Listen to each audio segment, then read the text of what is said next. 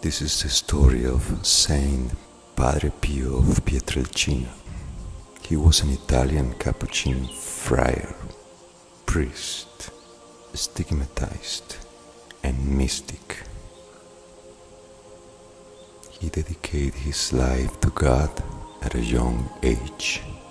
Francesco Forgione was born on 25 May 1887 to Grazio Mario Forgione and Maria Giuseppa Di Nunzio in Pietrelcina, a town in the province of Benevento in the southern Italian region of Campania. His parents were peasants farmers. He was baptized in the nearby Santa Anna Chapel, which stands upon the walls of a castle.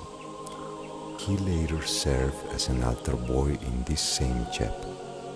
He had an older brother, Michele, and three younger sisters, Felicita, Pellegrina, and Grazia, who was later to become a Richting nun. His parents had two other children who died in infancy. When he was baptized, he was given the name Francesco. He stated that by the time he was 5 years old, he had already made the decision to dedicate his entire life to God. He worked on the land up of the age of 10, looking after a small flock of sheep the family owned. Pietrelcina was a town where feast days of saints were celebrated throughout the year, and the Forgione family was deeply religious. Father Pio joined the Capuchins at 15 and was ordained a priest in 1910. He struggled with poor health throughout his life, but continued to serve as a priest and spiritual director. In 1916 he moved to the convent of San Giovanni Rotondo, where he spent most of his life. In 1918, Padre Pio began to display permanent wounds on his hands and feet, known as stigmata, which were believed to be a sign of his deep connection to Christ's suffering. He reported experiencing mystical visions, ecstasies, and bilocation, and he was said to have the gifts of healing, prophecy, and reading souls. According to the diary of Padre Agostino da San Marco, who was later his spiritual director in San Marco in Lamis, the young Francesco was afflicted with a number of illnesses. At 6, he suffered from severe gastroenteritis. At 10, he caught a typhoid fever. As a youth, Francesco reported that he had experienced heavenly visions and ecstasies. In June 1905, Padre Pio's health worsened to such an extent that his superiors decided to send him to a mountain convent in the hope that the change of air will do to him good. This had little impact, however, and doctors advised that he return home. Even there, his health failed to improve. Despite this, he still made his solemn religious profession.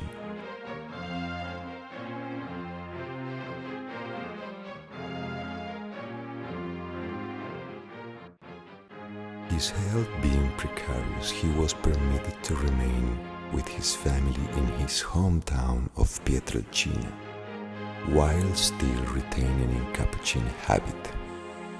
He stayed in Pietrelcina until 1916 due to his health and the need to take care of his family when his father and brother briefly emigrated to the United States. During these years, Padre Pio frequently wrote mystic letters to his spiritual directors, Father Benedetto and Father Agostino, two friars from the Capuchin monastery of San Marco in Lamis. Pio was devoted to rosary meditations. He compared weekly confession to dusting a room weekly, and recommended the performance of meditation and self-examination twice daily, once in the morning as preparation to face the day, and once again in the evening as retrospection. His advice on the practical application of theology he often summed up in his now famous quote, "Pray, hope, and don't worry." He directed Christians to recognize God in all things and to desire above all things to do the will of God. In September of 1918, Pio began to display permanent wounds on his hands and feet, known as stigmata, in reference to Christ's wounds. In the next months, his reputation of sainthood grew rapidly in the region of San Giovanni Rotondo, attracting hundreds of believers at the monastery, coming each day to see him. People who had started rebuilding their lives after the war began to see in Pio a symbol of hope. Those close to him attest that he began to manifest several spiritual gifts, including the gifts of healing, bilocation, levitation, prophecy miracles, extraordinary abstinence from both sleep and nourishment. One account states that Padre Agostino recorded one instance in which Pio was able to subsist for at least 20 days with only the Holy Eucharist without any other nourishment. The ability to read hearts, the gift of tongues, the gift of conversions, and pleasant smelling wounds. Early in the morning of 23 September, Father Pio made his last confession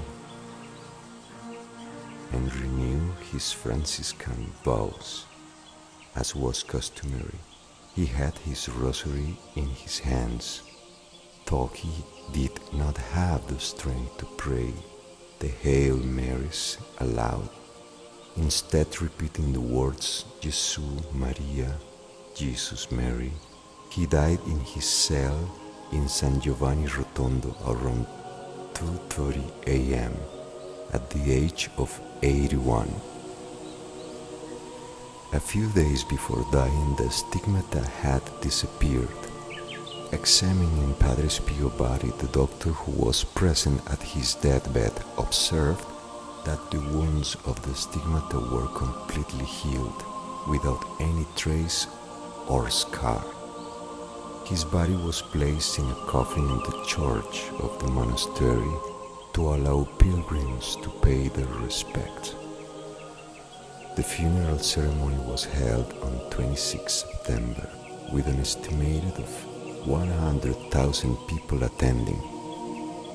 After a funeral procession in San Giovanni Rotondo and the funeral mass, his body was buried in the crypt in the Church of Our Lady of Grace. He spent much of his life serving the poor, hearing confessions, and providing spiritual guidance to his followers.